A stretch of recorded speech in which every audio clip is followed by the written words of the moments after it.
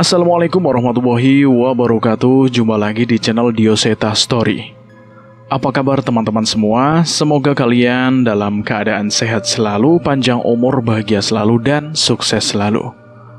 Oke, pada kesempatan kali ini saya akan melanjutkan cerita yang sebelumnya.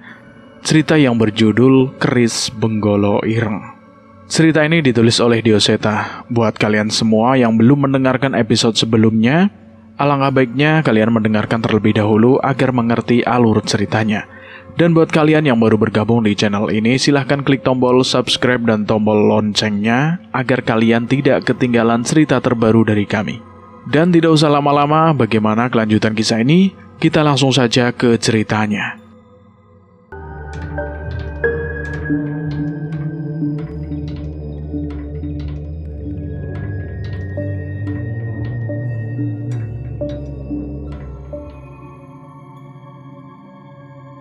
Keris Benggolo Ireng, api di tengah hutan.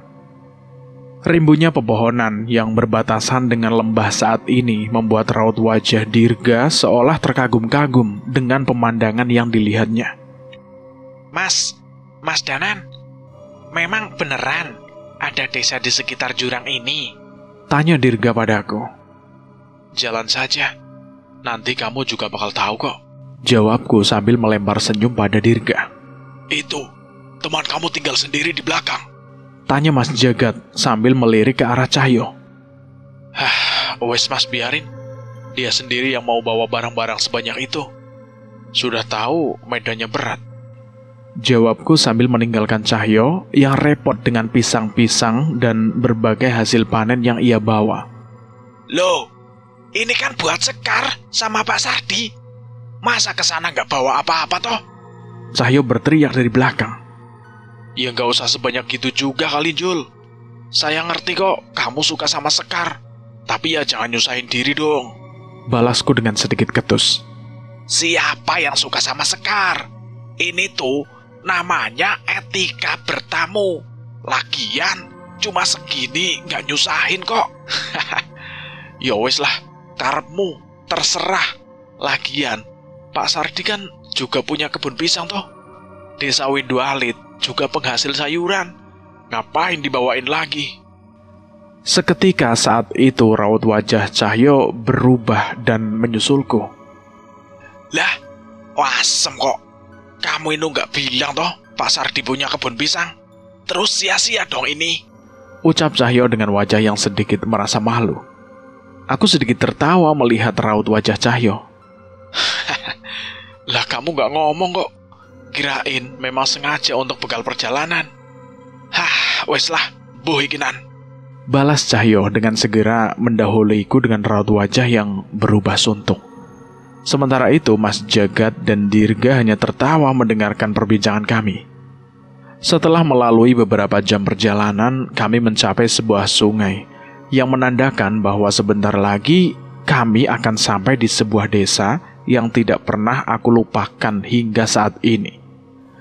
Sebuah desa yang warganya itu pernah menolongku saat dulu sempat tersesat saat aku terjatuh di jurang pendakian di kaki Gunung Merapi.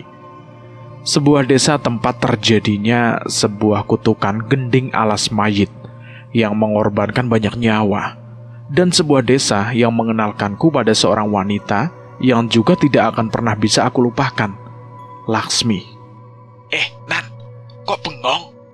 Ucap Cahyo yang mengagetkanku yang sedang melamun mengingat kejadian tentang Laksmi. Enggak Jul. Cuma kaget aja. Sekarang udah mau dibangun jembatan buat nyeberangin sungai ini. Kayaknya desa Windu Alit sudah sedikit lebih maju ya. Iya juga ya Nan. Kalau begini, mungkin suatu saat kita bisa bawa motor ke sana ya. Balas Cahyo. Aku mengangguk dan terus melanjutkan perjalanannya. Sementara Dirga dan Mas Jagat masih dengan senangnya menikmati udara segar di hutan ini. Saat hampir mencapai desa, mendadak Dirga terhenti dan memperhatikan sesuatu di antara bebatuan di pinggir sungai. Mas Danan, bukannya ini bercak darah? ucap Dirga yang tersadar akan keberadaan noda berwarna merah yang membekas di antara beberapa bebatuan besar. Aku dan yang lain segera menghampiri bebatuan yang dilihat oleh Dirga. Dan benar, di batu itu terlihat bekas cairan merah menyerupai darah yang mengering. Cahyo mencoba menyentuhnya dan mengendusnya. Ini benar darah. Semoga saja bukan darah manusia toh. Ucap Cahyo yang segera berdiri seolah ingin secepatnya bergegas untuk sampai ke desa Windu Alit. Tepat saat sebelum gelap, kami tiba di desa Windu Alit.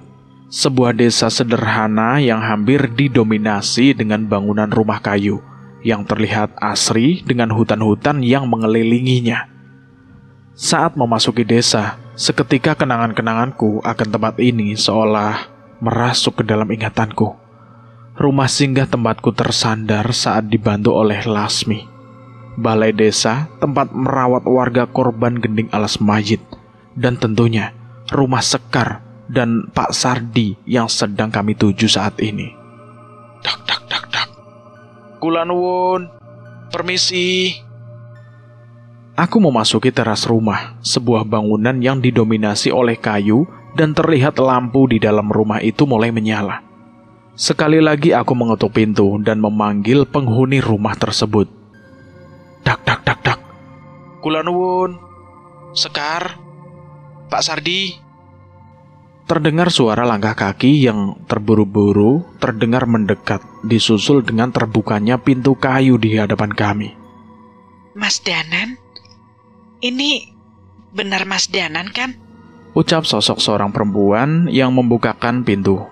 Seorang perempuan yang cukup manis untuk wanita seumurannya. Dia Sekar. Seseorang yang sempat membantu kami untuk menuntaskan kutukan gending alas mayit di tempat ini. Nyari siapa, Sekar? Balasku yang melihat Sekar melongo, mencari keberadaan seseorang yang sudah jelas aku tahu itu siapa.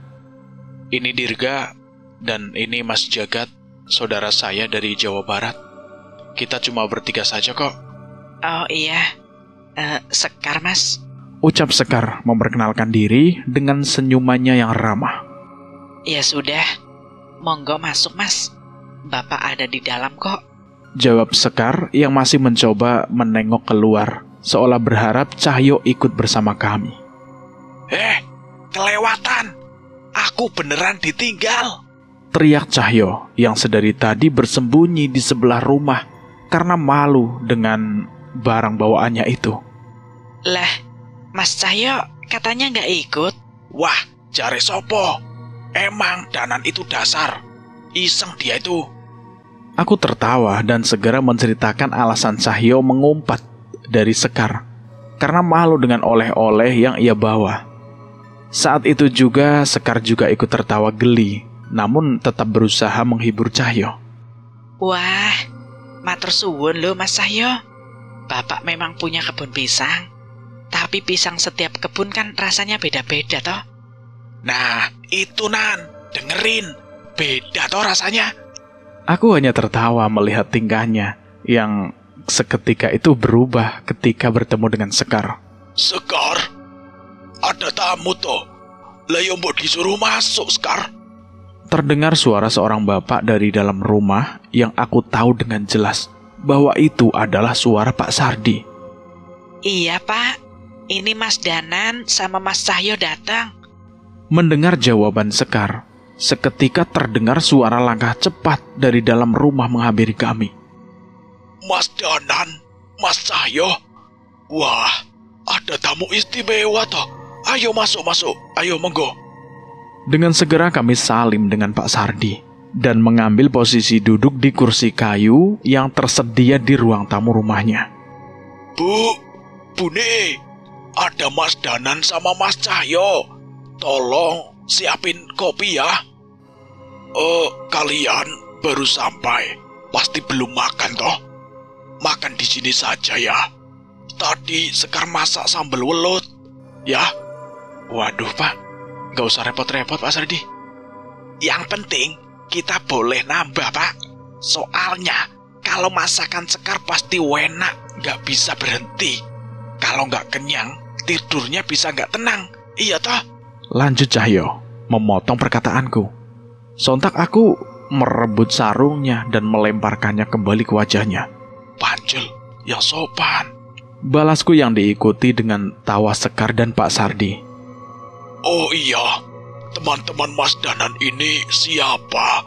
Boyo saya dikenalin dulu. Saya Jagat Pak Sardi. Masih saudara sama Mas Danan. Dan ini keponakan saya, Dirga. Mohon maaf ya Pak, numpang ngerepotin. Mas Jagat berinisiatif memperkenalkan diri setelah berkenalan singkat dengan Sekar di depan tadi. Gak apa-apa. Kami memang senang Mas Danan dan Mas Cahyo mampir ke desa ini lagi. Apalagi ngajak teman-temannya. Tapi ya mohon maaf, di sini itu seadanya. Maklum, akses desa ini ke kota agak jauh loh. Kami yang terima kasih Pak Sardi, Mbak Sekar, sudah disambut begini. Lanjut Dirga yang ingin ikut di percakapan kami.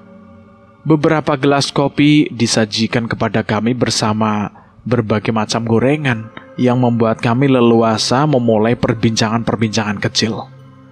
Kami meminta izin kepada Pak Sardi untuk menginap di rumah singgah tempatku dulu pernah bermalam saat tersesat di desa ini. Awalnya Pak Sardi meminta kami untuk menginap di rumahnya. Namun karena kami cukup ramai, kami tetap memutuskan untuk tidur di rumah singgah. Sebenarnya Mas Danan itu ada tujuan apa toh? Mampir ke sini?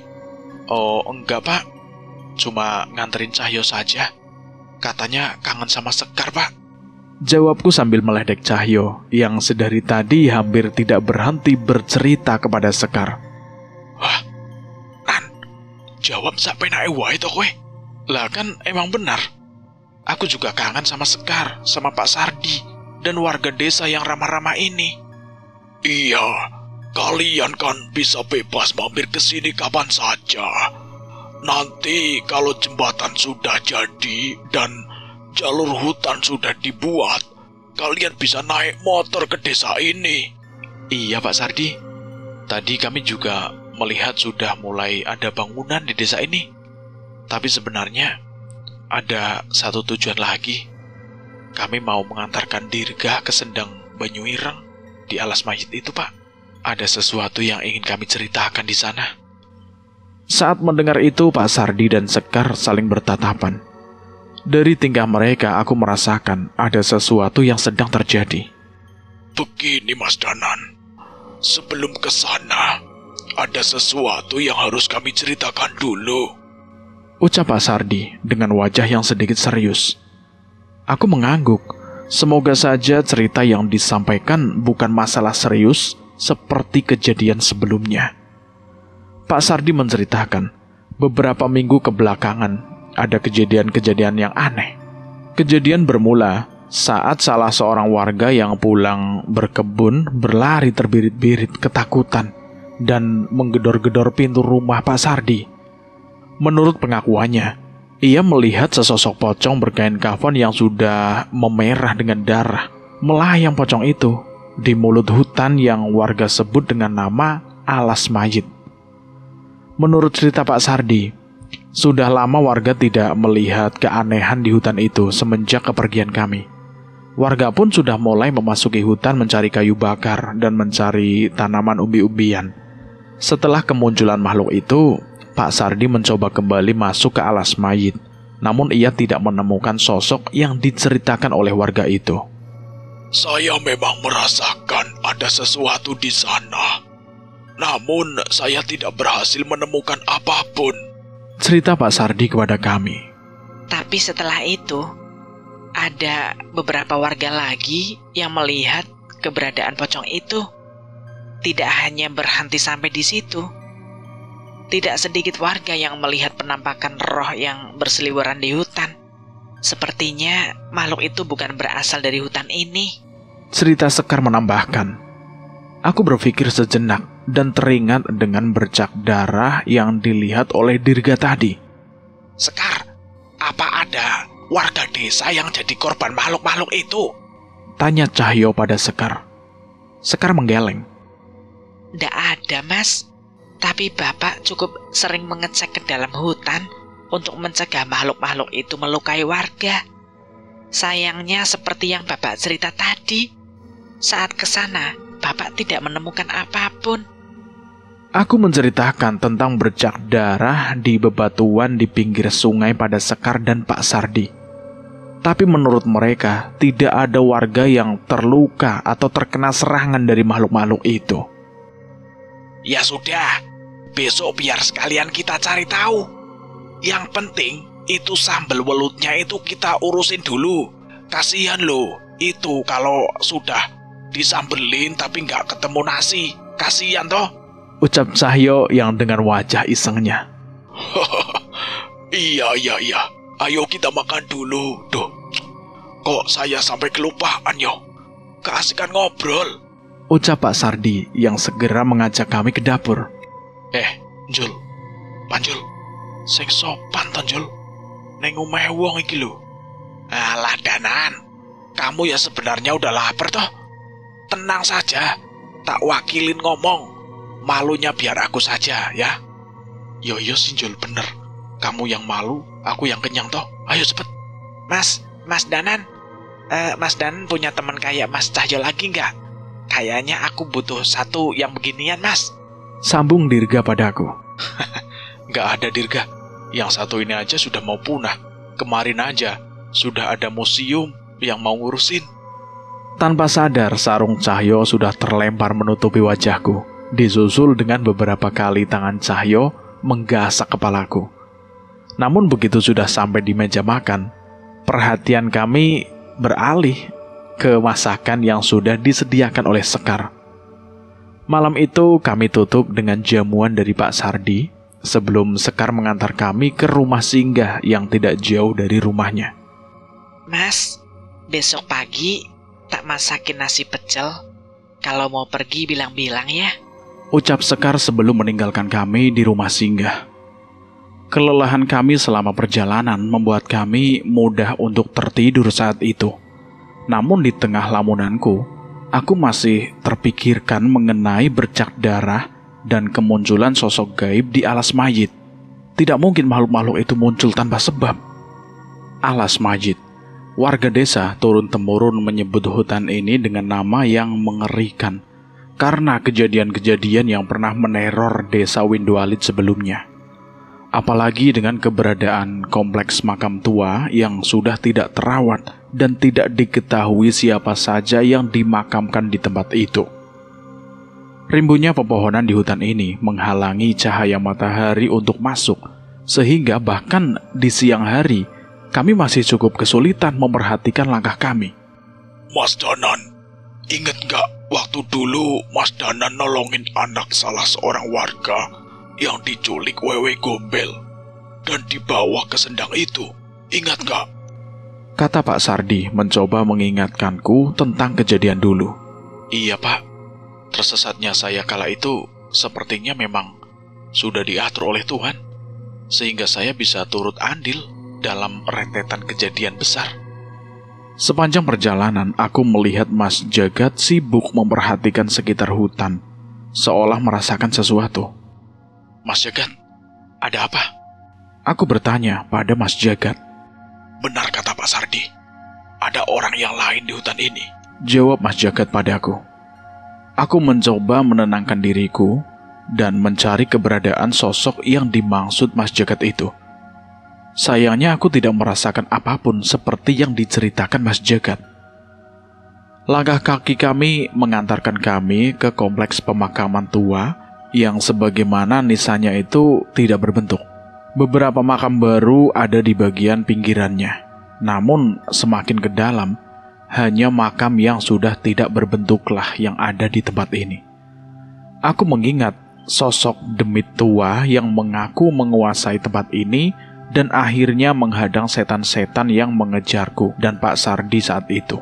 Dan belakangan aku baru tahu bahwa ia adalah Eyang Widarpa.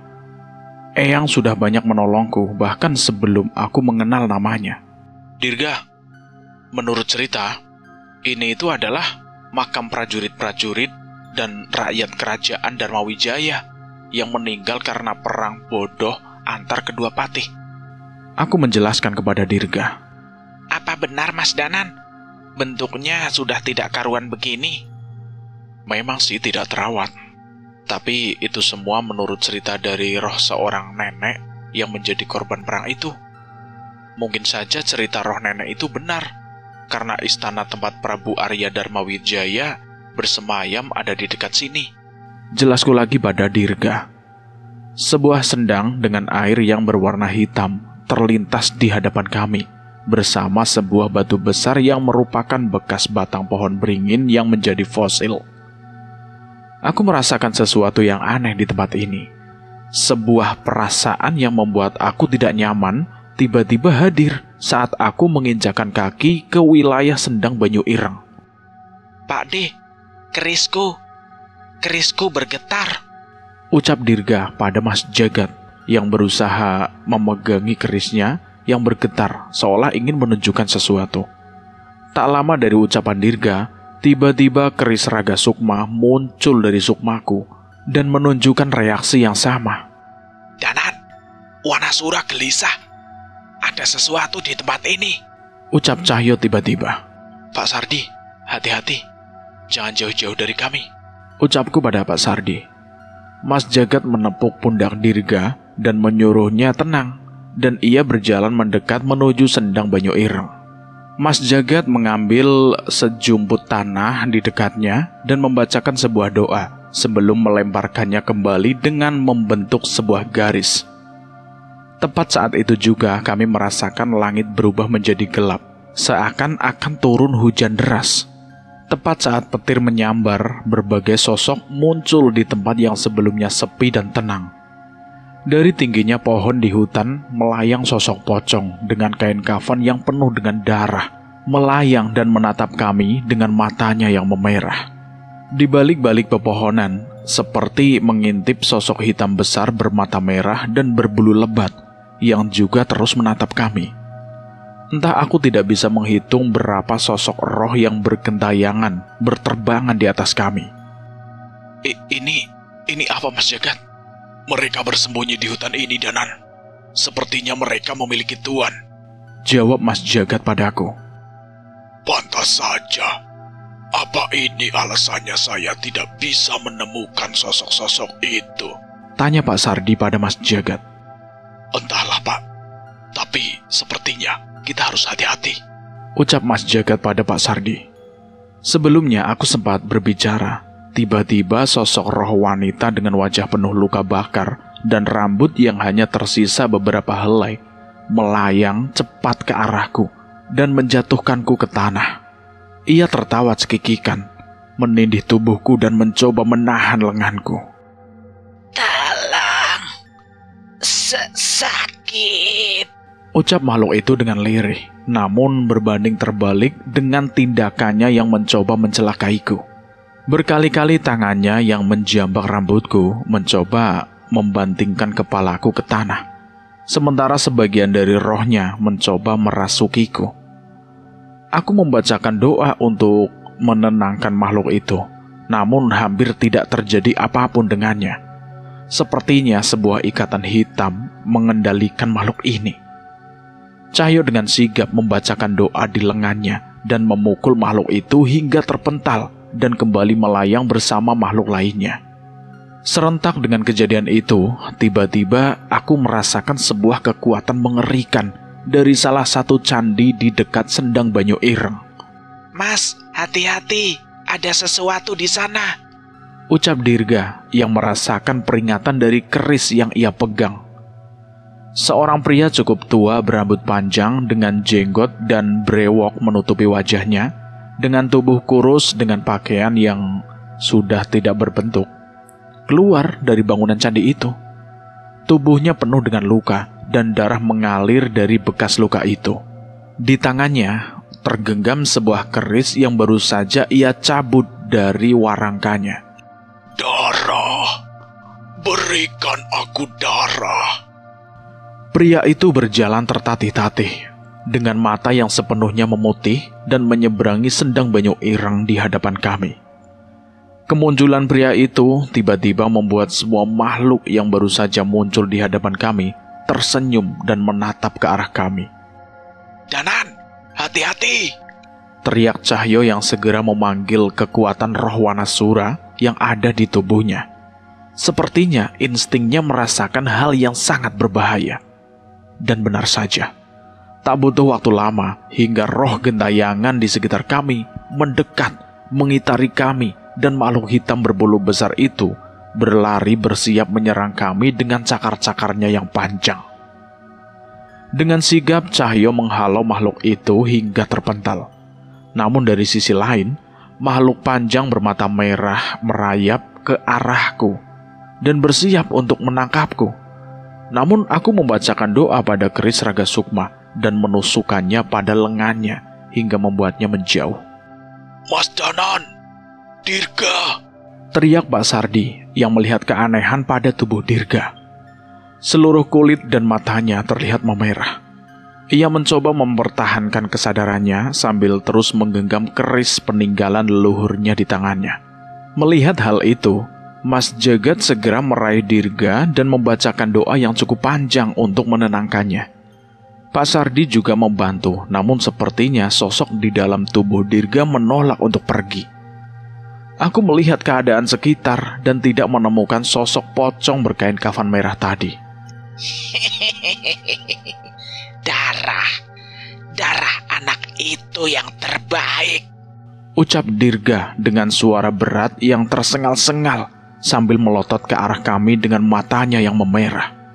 Danan, aku tahan makhluk ini, kamu urus orang itu, ucap Cahyo sambil menunjuk ke seorang pria yang masih berusaha menyeberangi sendang Banyu Ireng dengan langkah yang terseok-seok. Dengan segera aku melompat ke dalam sendang dan menarik kerisku dan menyerangnya hingga kedua keris kami beradu dan mementalkan kami berdua. Itu bukan keris biasa, Danan, teriak Mas Jagat mencoba memperingatkanku. Keris itu dialiri kekuatan hitam. Bukan hitam. Keris itu dialiri kekuatan merah darah pekat yang membuat aku merinding setiap menatapnya. Aku menoleh pada Dirga yang semakin berteriak kesakitan. Tidak mau membuang waktu, aku segera berdiri dan menghampiri kembali pria itu yang juga memaksa untuk berlari mengejarku. Anehnya, sebelum kami saling beradu kekuatan lagi, tiba-tiba pria itu mengangkat kepalanya setinggi-tinggi dan membenturkannya ke watu ringin di tengah sendang hingga darah segar bermuncratan. Hentikan! Teriak laki-laki itu yang kembali membenturkan kepalanya. Brak! Brak! Aku mencoba mendekat. Kali ini bukan untuk menyerangnya, melainkan untuk menghentikannya. Aku yakin ada sesuatu yang tidak kami mengerti di sini. Pergi! Menjauh! Kalian bisa mati! Teriak pria itu, namun aku tidak memperdulikannya dan tetap menahan tubuhnya. Sekali lagi aku memperhatikan matanya yang kembali dengan pupilnya dan kembali memutih, seolah sedang melawan sesuatu di dalam dirinya. Api! Aku butuh api itu! Teriak orang itu lagi.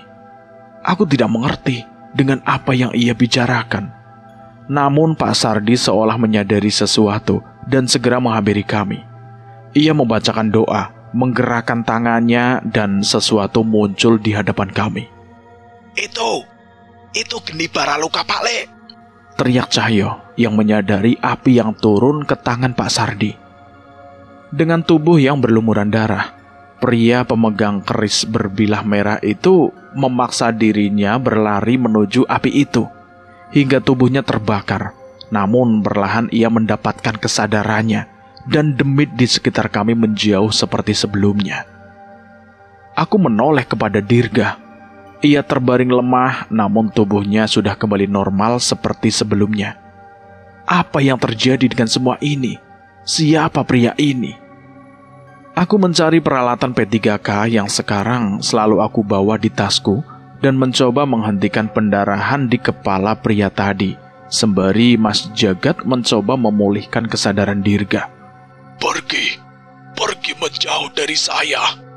Ucap pria yang terbaling lemah dengan semua luka di tubuhnya itu.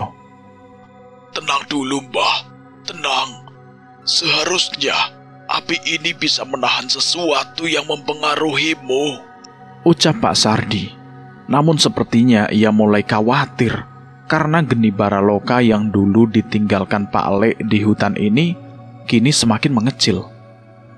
Saat pria itu mulai tenang, angin ikut kembali mulai berhembus dengan tenang. Kami menarik nafas dalam-dalam atas kejadian singkat itu, namun hampir mencelakai salah satu dari kami. Terima kasih. Maafkan atas semua kejadian ini. Ucap orang itu yang sudah mulai bisa mengendalikan dirinya.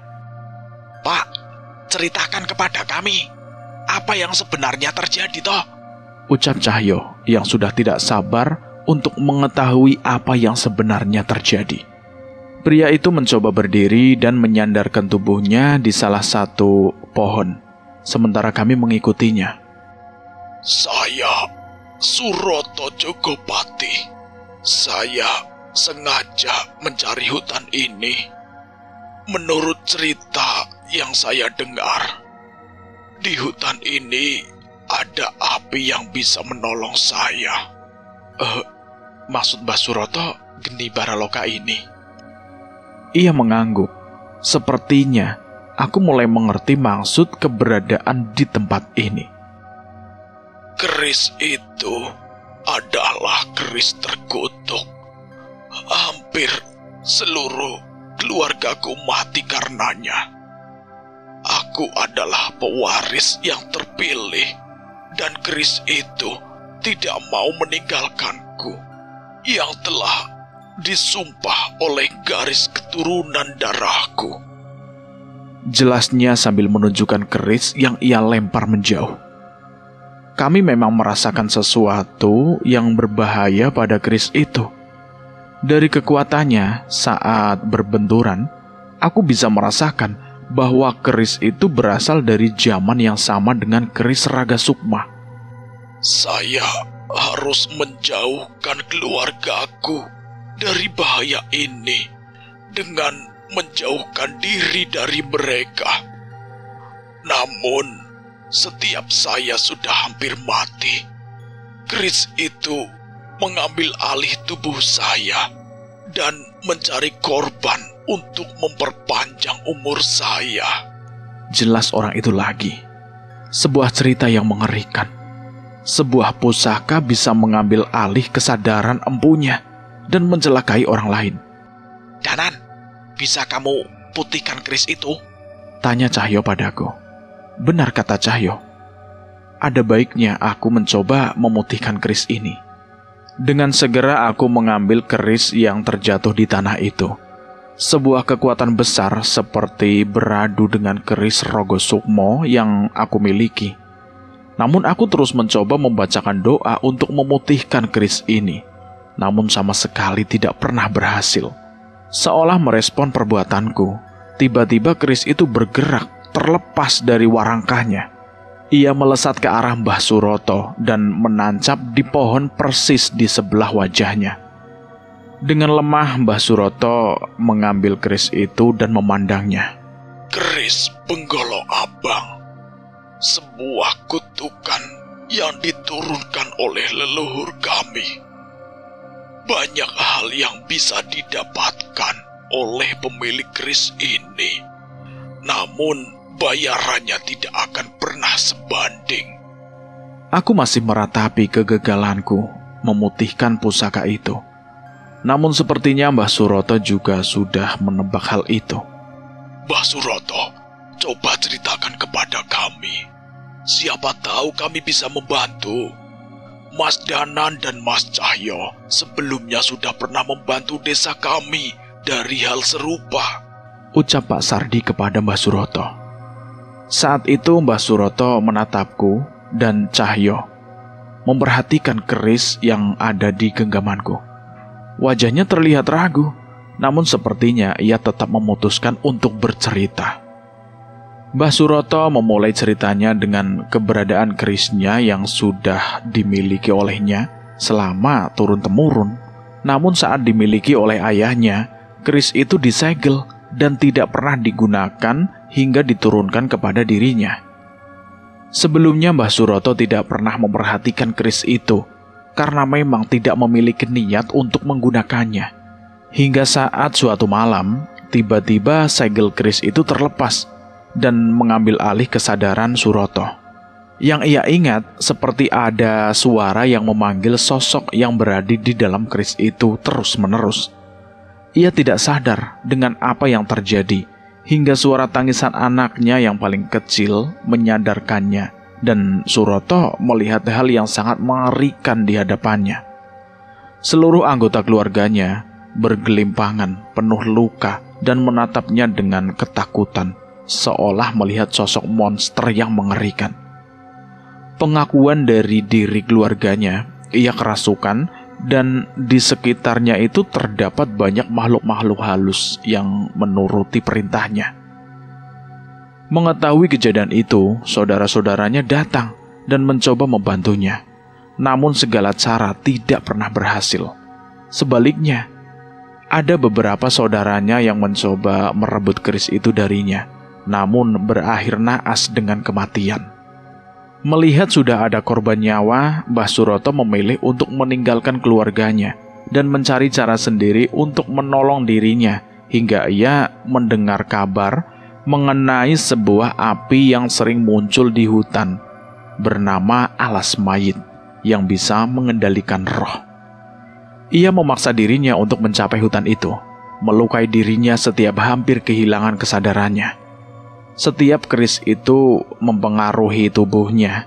Seluruh demit pengikut keris itu selalu menampakkan diri untuk mencari darah untuk tuannya. Namun keberadaan api di hutan itu berhasil menahannya setiap ia mulai menggila.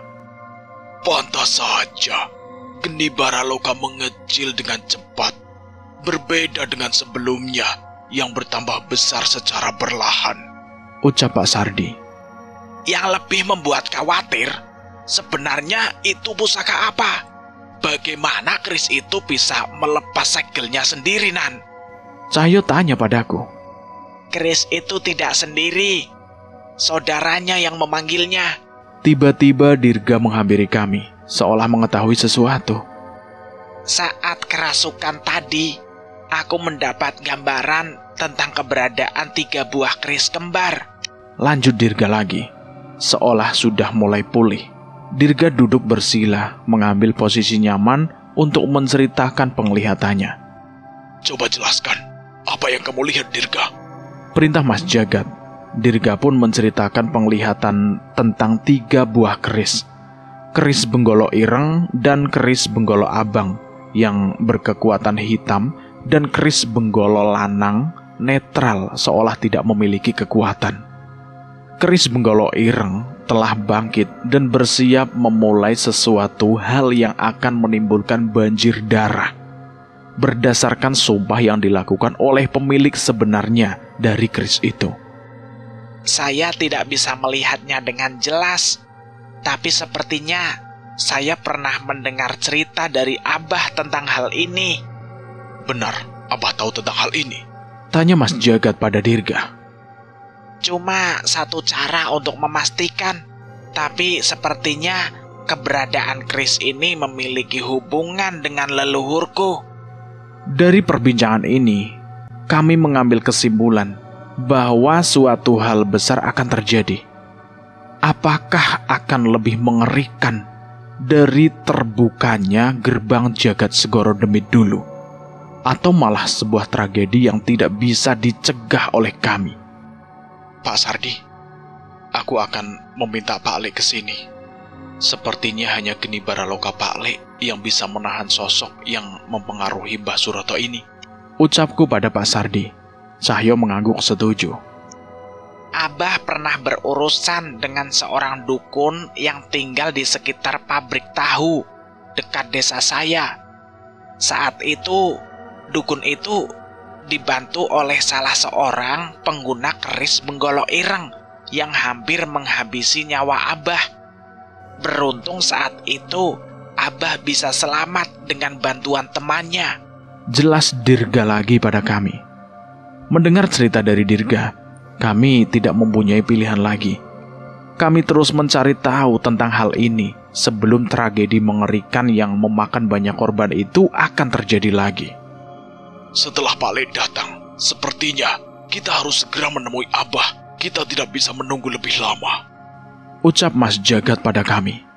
Kami setuju dengan ucapan Mas Jagat. Sepertinya ucapan ajakan iseng kami untuk main ke rumah Dirga menjadi sebuah keharusan dengan adanya kejadian ini. Di samping itu, entah mengapa aku merasa semangat saat akan bertemu keluarga Dirga. Keluarga Trah Darmawijaya yang sudah bersahabat dengan leluhurku dari sejak zaman dahulu. Bagaimana menurut teman-teman semua tentang cerita ini? Silahkan tulis di kolom komentar. Cerita ini bersambung dulu sampai di sini. Saya akan melanjutkannya di episode berikutnya. Terima kasih buat teman-teman yang sudah mendengarkan cerita ini sampai habis. Semoga kalian sehat selalu, panjang umur, bahagia selalu, dan sukses selalu. Dan buat teman-teman yang baru bergabung di channel ini, silahkan klik tombol subscribe dan tombol loncengnya agar kalian tidak ketinggalan cerita terbaru dari kami. Dan saya mohon maaf jika ada kesalahan kata. Saya pamit undur diri. Akhir kata, wassalamualaikum warahmatullahi wabarakatuh. Jagat Segoro Demit.